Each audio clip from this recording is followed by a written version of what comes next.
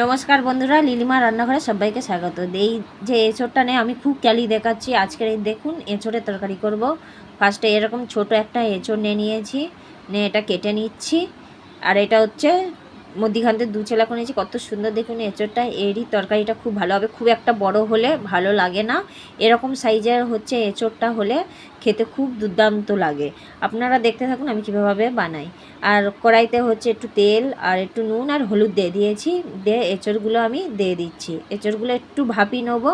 আর এইদিকে হচ্ছে কড়ার মধ্যে তেল দিয়ে আলুগুলো ডুম্বো ডুম্বো করে কেটে ভাজতে দিয়ে দিয়েছি। এই যে এটা একটু লাল লাল করে ভেজে নেবো। আর আমার চ্যানেলটা যারা এখনও সাবস্ক্রাইবার করুনি, প্লিজ সাবস্ক্রাইবার, লাইক, কমেন্ট করে পাশে থাকুন।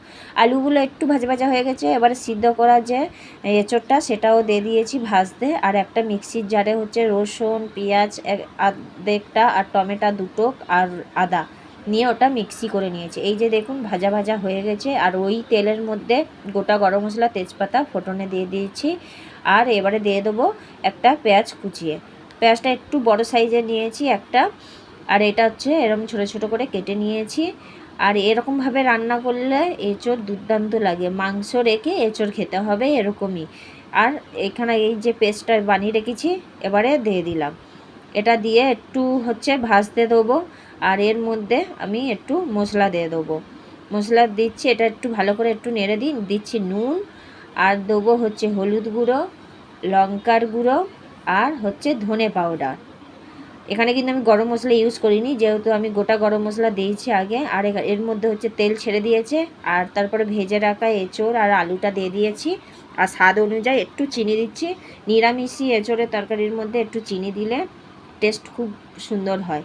এই যে ভালো করে হচ্ছে মশলাটা ভেজে নিয়েছি, তেলও ছেড়ে দিয়েছে মশলা। এবারে দিয়ে দেবো জল। জলটা এবার যে যেরকম গ্রেভি খাবে, এটা খুব একটা হচ্ছে ঝোলও হবে না, আবার খুব শুকনোও হবে না, সেই হিসাবে আমি জল এখানে দিয়ে দিয়েছি। এই যে এটা দিয়ে একটু ভালো করে নাড়তে হবে। আর এটা বড় ছোট সবাই খুব পছন্দ করে এঁচোড়ের তরকারিটা। এই যে এঁচোড়ের তরকারি পুরো কমপ্লিট। আর কেমন হয়েছে কমেন্ট বক্সে প্লিজ জানাবেন। এই যে দেখুন।